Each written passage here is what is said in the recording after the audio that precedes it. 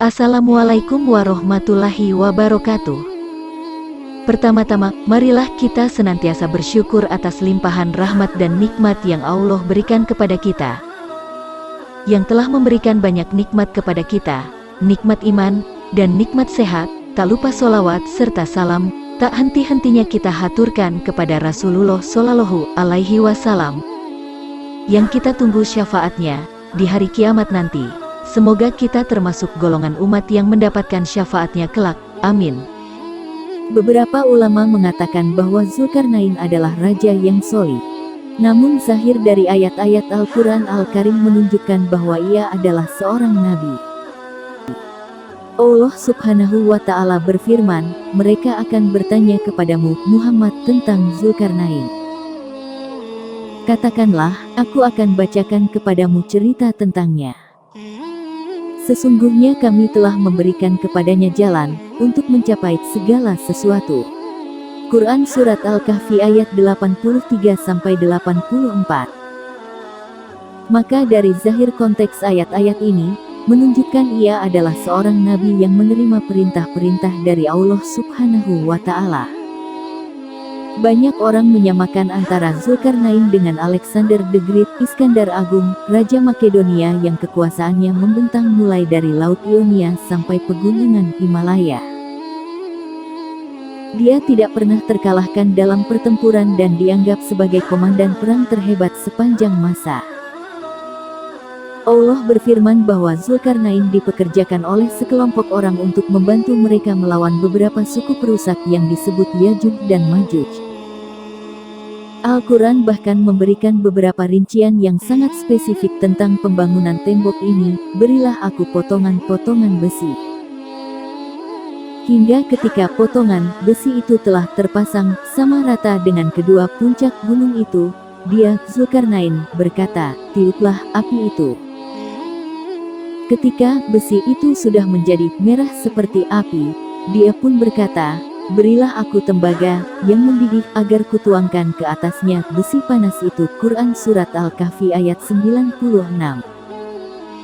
Maka Zulkarnain membangun temboknya menggunakan balok besi, memanaskannya sampai menjadi satu dinding yang kokoh dan kemudian menuangkan tembaga cair ke atasnya agar tidak berkarat. Setelah beberapa tahun, eksterior tembaga berubah menjadi hijau dan menyatu dengan warna alami bumi, sehingga hampir tidak mungkin ditemukan saat ini. Di dalam surat Al-Kahfi disebutkan bahwa Yajuj, penduduk benua Asia, dan Majuj, penduduk benua kuda, adalah perusak di muka bumi. Pemahaman tersebut juga sejalan dengan hadits Nabi, "Kalian mengatakan, kalian tidak punya musuh.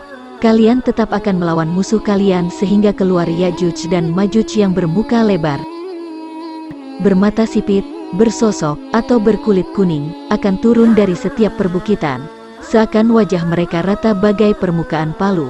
Hadits riwayat Imam Ahmad. Hadits tersebut menerangkan mengenai karakteristik dari Yajuj dan Majuj yang berada di Asia Timur, Asia Utara, Asia Tengah, dan benua kuda. Di dalam hadits lain Rasulullah SAW bersabda, "Tiada ilah selain Allah. Celaka orang-orang Arab akibat kejahatan yang kian dekat. Tembok pemisah, perlindungan dari Yajuj dan Majuj telah terbuka." Seperti ini, beliau sambil melingkarkan ibu jari dan telunjuknya. Zainab berkata, "Kataku, wahai Rasulullah, apakah kita akan binasa sedang di tengah-tengah kita terdapat orang-orang soleh?" Beliau menjawab, "Ya, jika kejahatan merajalela." Hadits riwayat Bukhari. Allah mengatakan bahwa Zulkarnain membangun tembok dan itu membuat Yajuj dan Majuj tidak keluar. Hadits riwayat Bukhari. Di atas diperkirakan dapat disampaikan oleh Nabi antara tahun 622 sampai 632 Masehi. Pada saat itu sebagian tembok pemisah yang dibangun Zulkarnain di Vina telah terbuka.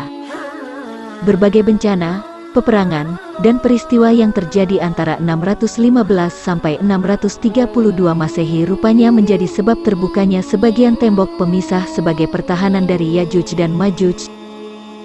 Sebagaimana yang disebutkan dalam hadits di atas, bencana, peperangan dan kerusakan yang terjadi merupakan parameter Yajuj dan Majuj. Perang sadis juga terjadi sekitar tahun 1200-an di bawah kepemimpinan Raja Mongol.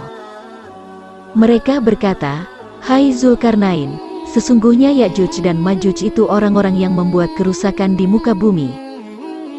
Maka dapatkah kami memberikan sesuatu pembayaran kepadamu, supaya kamu membuat dinding antara kami dan mereka?" Quran Surat Al-Kahfi ayat 94.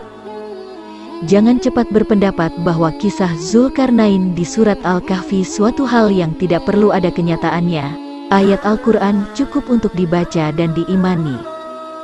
Demikian informasi ini yang dapat kami sampaikan pada kesempatan ini.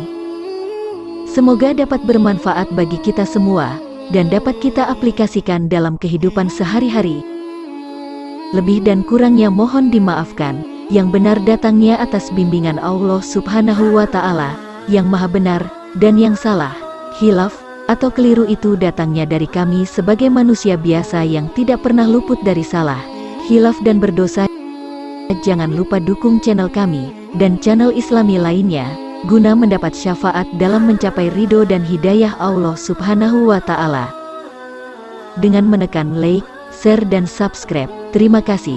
Wassalamualaikum warahmatullahi wabarakatuh.